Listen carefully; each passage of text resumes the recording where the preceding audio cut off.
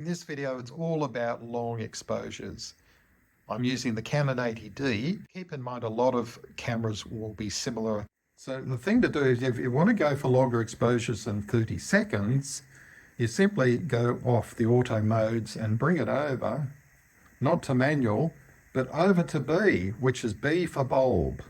Now you can go for much longer than 30 seconds. You can go for minutes, which you often need. And if you come across here and I press the shutter, you'll see the counter. See that it's on bulb, F22, and you see the counter going up. That's the seconds. And if I hold this down, it'll go well beyond the 30 seconds. I might skip this bit and go beyond the 30 seconds in the video for you. Low light, neutral density filters. Different reasons why you'd need to go well beyond 30 seconds. So that's how you do it.